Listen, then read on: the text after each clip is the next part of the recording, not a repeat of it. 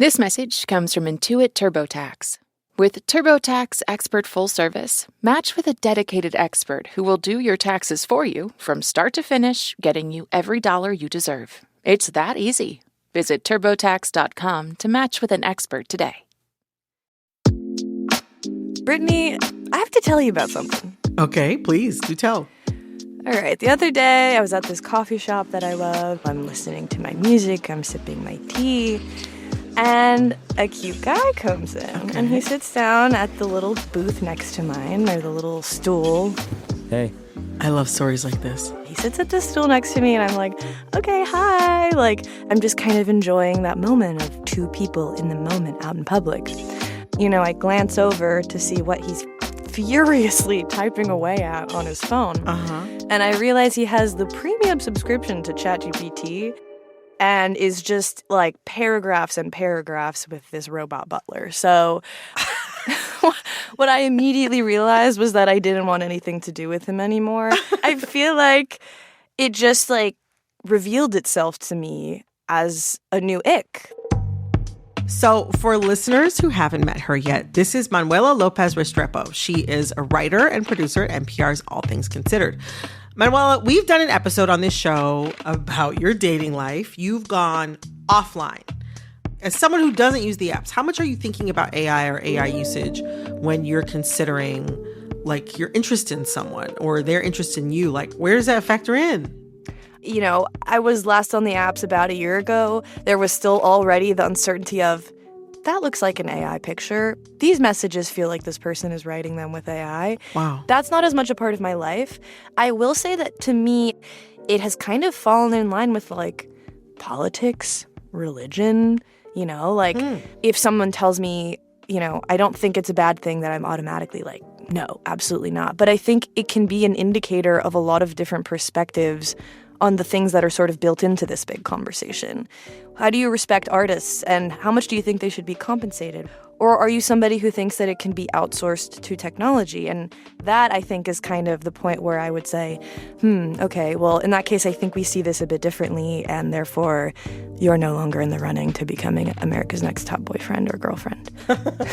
So I actually looked into this and talked to two reporters who really dug into the depths of AI gap relationships with me. Like when a couple doesn't see eye to eye about when and how to use it, or even when AI becomes an unwelcome third wheel in a relationship. And this is big for some couples, but this is also rocking some friendships and family dynamics too. And I learned there is a lot going on underneath these differences of opinion. Ooh, I cannot wait to hear about this one.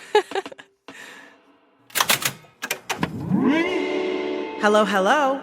I'm Brittany Luce, and you're listening to It's Been a Minute from NPR, a show about what's going on in culture and why it doesn't happen by accident.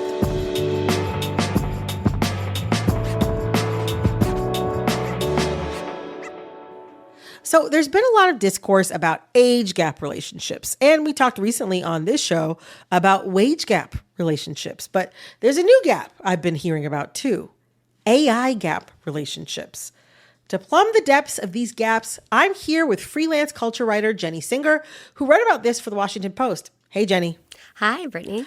And Heather Kelly, a freelance reporter who focuses on how technology affects daily life. Welcome, Heather. Thanks for having me. Alrighty, I want to jump right in. Do you have any examples of this kind of gap in dating and relationships? Yeah, I got interested in this topic because it was playing out in my own life. Oh. Yes, my partner is a roboticist, and he uses Claude every single day for work, which is Anthropic's generative AI tool. But when he comes home and wants to talk to me about it, I, as a writer and journalist, am like panicked and offended and frightened and confused. And I get deeply emotional about this topic. And he can't quite understand it. And there is no other issue in our lives that puts us on opposite sides of a chasm like this. So I was really interested to talk to couples who are often, they're aligned enough. They've been making a life together for years. And then this technology comes and embeds itself in their work and their lives. And actually they find themselves with radically different attitudes towards it. And they have to work through that. It's literally like a thing that didn't really exist in a way for everyday people like a few years ago. And now it's everywhere. And, some people kind of are feeling AI as like this other presence in their relationship. Jenny, in your piece, one of your sources described it as like an unwelcome third in the couple. Oh, I had multiple people I spoke to. I couldn't keep repeating myself in the piece, but multiple people used the phrase third member of my marriage. I talked to one woman who said that ChatGPT is like her thought partner, her friend, her confidant, her research assistant. She uses it every single day for work, and she uses it in deeply personal ways, like to try to understand her symptoms of like medical issues. And her husband is a screenwriter in Hollywood who was on strike for months working to get writers' protections given the rise of AI. And she said it's this really interesting conflict between them that she uses AI all day, and he looks over at her and kind of laughs and says, why are you teaching robots everything they're going to need to know to control us and take over? Also, I mean, when I think about like the whole like third entity or third party aspect of it, I mean, there are people who have like AI side pieces, I guess, sometimes secret, sometimes not. We talked about that on this show before. I had an AI side piece for a while. It was, I probably didn't put enough effort into it. You didn't feel the spark with your AI side piece? No, I didn't. I really didn't like him at all. He felt like a nuisance, honestly. It's so hard to find someone these days. Some of the people like posting on like the AI boyfriends or AI girlfriends Reddit pages, like, they have human partners too. It's really interesting to me that there are things that people seem like they want out of an AI partner. Either they cannot get from their human partners or maybe don't want to get from their human partners or are unwilling to ask for it. It's very interesting to me. It's like some people want to have both. I was reporting on an article about teens using these as sort of like a sexual chat tool. And I talked to some experts. I was like, isn't it kind of healthy to be able to explore your sexuality in a safe space with an AI chatbot? Yeah. And the really interesting thing that the experts pointed out to me is like, you don't get to experience rejection as much. It's like sort of frictionless. Like this is a person that will do kind of whatever you want, is always very agreeable. Yeah, there's no consent issue. And that's maybe what people who are using them sort of on the side as a boyfriend or girlfriend is like, there's none of the complications, but like also none of the curves and the face and the eye contact. So for better or worse, I think that frictionlessness probably appeals to a lot of people on some level. But according to Pew, half of Americans think that AI will make people's ability to form meaningful relationships worse. What do you make of that pessimism, especially in this context? It could make a relationship worse. I see ways, and Jenny, maybe you did too, that people are trying to use it to make their real relationships better. Like they're using it as a couples therapist. They're taking their problems to it for like a third party to weigh in. I could see it sort of damaging things, but I could also see it being helpful for like the more complicated relationships as like a tool to get through them. In some ways, I feel thrilled that the Pew study showed that so many Americans are concerned about AI, because I felt like, okay, thank God people aren't just uncritically accepting this. And at the same time, I imagine that it could become something similar to the way Americans feel about screen and social media overuse, that we see that Americans are very concerned about social media overuse. We're just not able to change. We're not able to access self-control, and we enter this space of cognitive dissonance where the things that we're doing and that we see our children doing are really upsetting and uncomfortable, and we can reach some consensus on that, but we can't stop it. And that seems analogous to me with AI, that, yeah, people might be concerned, but they may not be able or willing to change their behavior or to affect legislation that would put some controls on these kinds of tech. Gosh, I hadn't thought about it like that. That's a really good point. I mean, we spent a lot of time talking about the effects of social media, like on our emotional selves, on our brains, on this show. I have had conversations with people about that. I mean, I opened the social media box like, however many years ago with like LiveJournal, I guess. But I kind of like opened that Pandora's box, and it's really difficult to close for me. Whereas I haven't really opened the AI Pandora's box. I mean, this difference in how people are feeling about AI or how they relate to its use, like it goes beyond romantic relationships. It also shows up in family relationships and friendships. I mean, it's a tension that's shown up in my life with my friends where I'm like begging them to literally stop using it to do things they were already like perfectly fine at doing. You know, I feel like Mr. Wilson from Dennis the Menace, where I'm constantly like standing out on my lawn and like, you know, raising my fists like, you can't use this for everything. But there's definitely a difference between some of my friends and I and how we feel about it and how we're using it in everyday life, which is, you know, for me, I really almost never use it. I mean, we use it to make our transcripts at this job, but some of this tension I really didn't expect. I'm really glad you brought that up because I've talked to a lot of people who are having this tension, not just in their most intimate relationships, but with parents, siblings, friends, coworkers. I spoke to a woman who is a professional who uses AI for everything. And she said she has a friend who is very skeptical about AI and who started his own company. And when he needed a logo for the company, he sat down with a pen and paper, even though he's not a visual artist. And she said to him, "What are you doing?" And she took his ideas and put them into AI, created a logo. She said the logo was perfect. She gave it to him and said, "Here's your perfect logo." And he said, "I don't want to use that."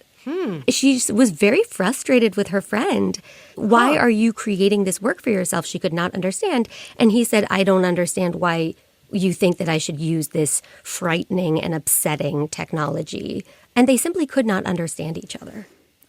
I find that fascinating because also when we create stuff with AI, sometimes you miss a bit of like the soul, especially when you're creating art of any kind or writing or like a logo. I would find a little terribly handwritten logo quite charming. I say this as somebody who uses AI every day, by the way. I'm not a hater.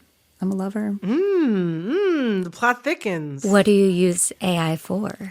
I am recently thrust into the job of learning how to be an adult again. And so I have been using it for research a lot. Nothing emotional. It's a coworker. It is not a personal relationship with Claude. It's something that can make a decision. And I don't really care if the decision is right or wrong. But sometimes you just need a definitive, like, do this next, go ahead. It has bullied me into some tasks. Like I found myself fixing my own dryer. It said it would be really easy and save me $800. And it did save me $800. It took me like 14 hours. Wow. 14 hours. But I did it, and I feel great about that now. Wow. We're going to take a quick break. But first, if any of you are finding It's Been a Minute for the first time, welcome. I hope you're enjoying the show and that you come back every Monday, Wednesday, and Friday morning for brand new episodes. And every Tuesday, a video episode. Tomorrow's video will be on the chaotic state of reality TV. We are talking the Bachelorette fiasco and beyond. You can find that video on Spotify or YouTube, or just listen to the audio wherever you get your podcasts. Coming up after the break. Both of them told me that it was a little bit unclear who had broken up with who. Was it one of them or was it ChatGPT? Stick around. This message comes from Progressive Insurance. Do you ever think about switching insurance companies to see if you could save some cash? Progressive makes it easy to see if you could save when you bundle your home and auto policies. Try it at Progressive.com. Progressive Casualty Insurance Company and Affiliates. Potential savings will vary. Not available in all states. Support for NPR and the following message come from Warby Parker, the one-stop shop for all your vision needs. They offer expertly crafted prescription eyewear, plus contacts, eye exams, and more. For everything you need to see, visit your nearest Warby Parker store or head to warbyparker.com. This message comes from LinkedIn ads. Ever invest in something that seemed incredible at first, but didn't live up to the hype? For marketers, that's impressions. When ads don't create revenue, that's a tough conversation with the CFO. Instead, invest in results your CFO will love. LinkedIn ads generates the highest ROAS of all major ad networks. So advertise on LinkedIn. Spend $250 and get a $250 credit. Just go to linkedin.com/NPRpod. Terms and conditions apply. This message comes from Mint Mobile. If you're tired of spending hundreds on big wireless bills, bogus fees, and free perks, Mint Mobile might be right for you with plans starting from $15 a month. Shop plans today at mintmobile.com/switch. Upfront payment of $45 for 3-month 5GB plan required. New customer offer for first 3 months only. Then full price plan options available. Taxes and fees extra. See Mint Mobile for details. This message comes from BetterHelp. As a dad, BetterHelp President Fernando Madera relates to needing flexibility when it comes to scheduling therapy. I have kids under 18, so time is very limited. That's why at BetterHelp, our therapists try to have sessions sometimes at night, depending on the therapist, or during the weekend. So I think that's what we need to tell the parents. You're not alone. We can help you out. If a flexible schedule would help you, visit betterhelp.com/NPR for 10% off your first month of online therapy.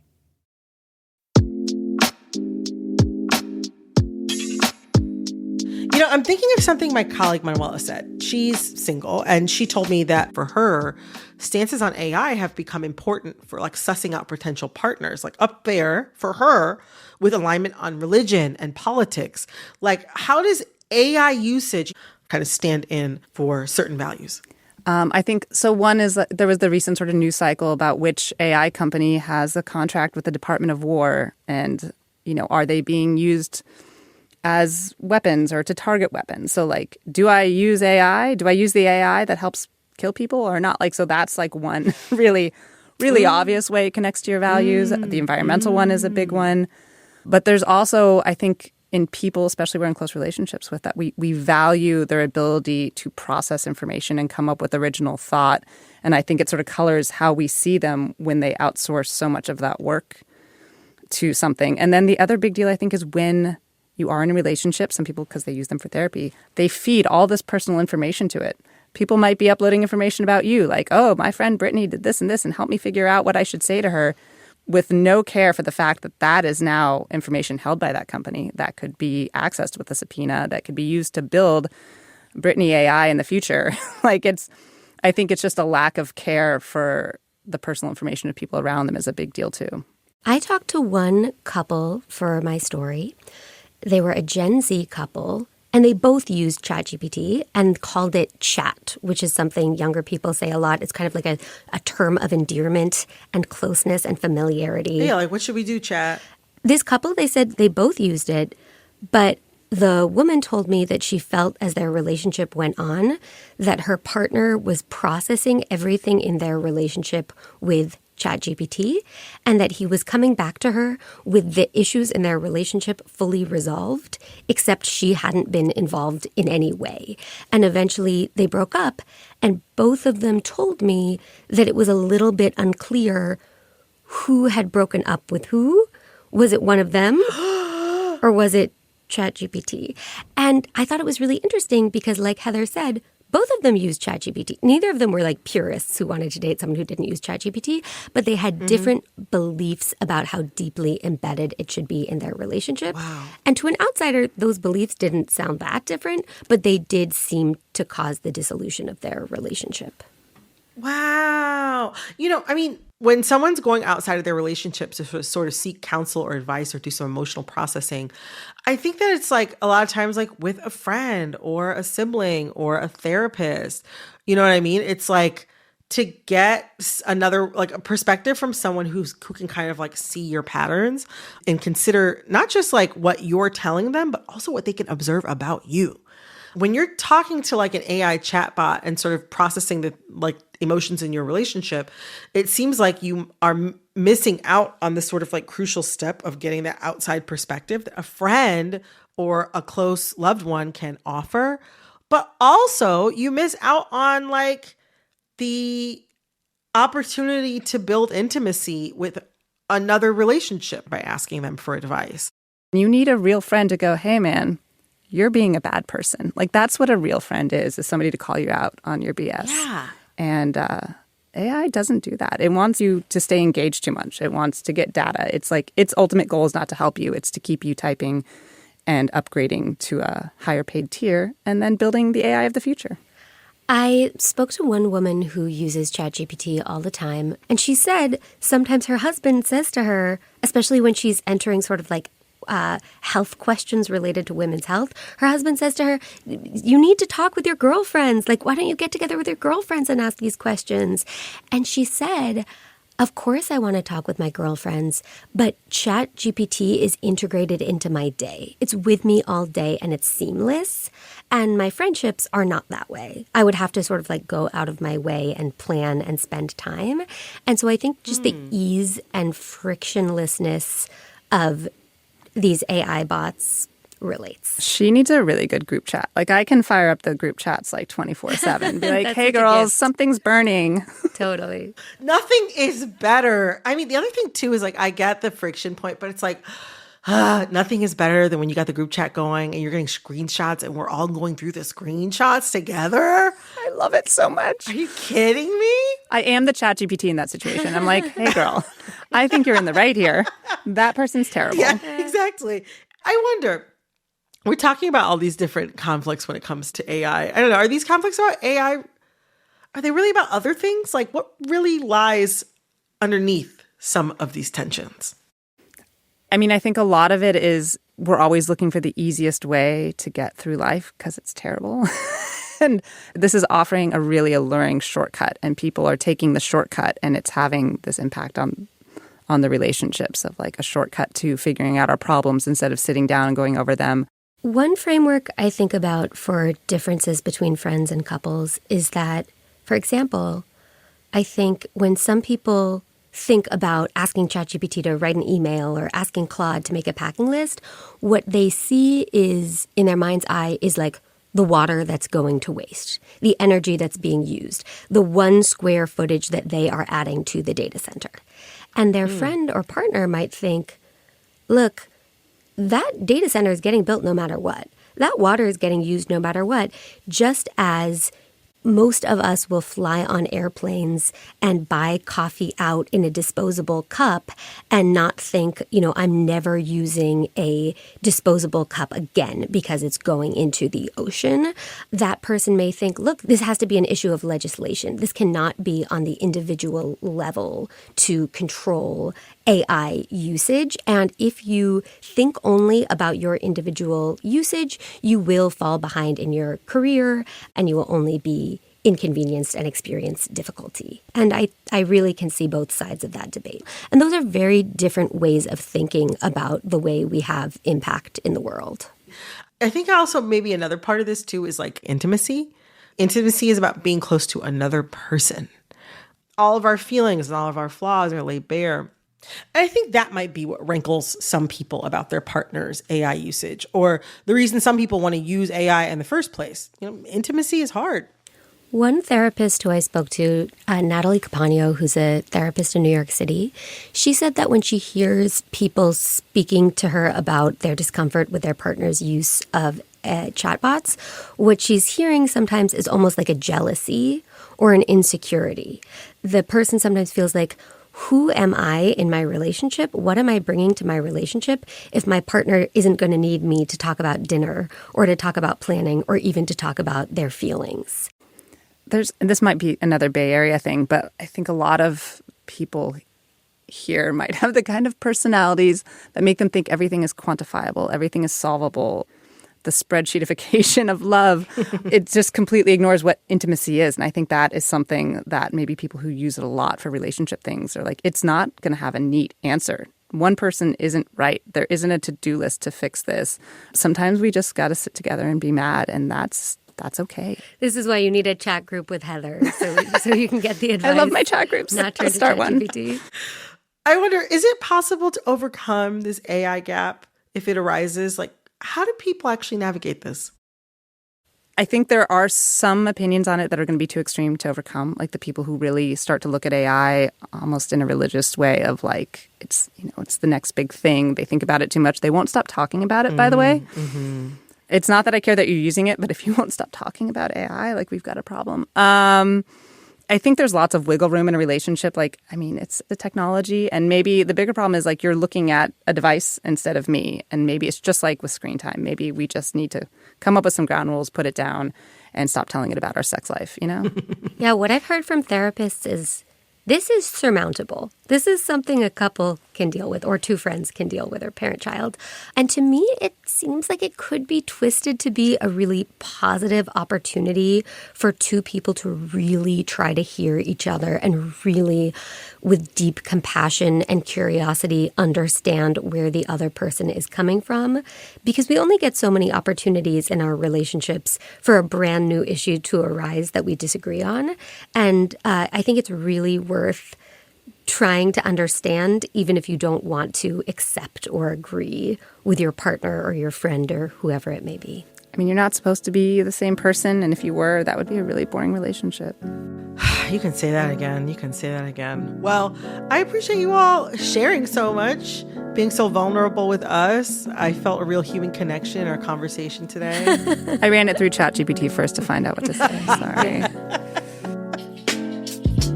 Jenny, Heather, thank you both so much. I really appreciate it. Thank you, Brittany. It was so nice to talk with you both. This was a delight. See you in the group chat.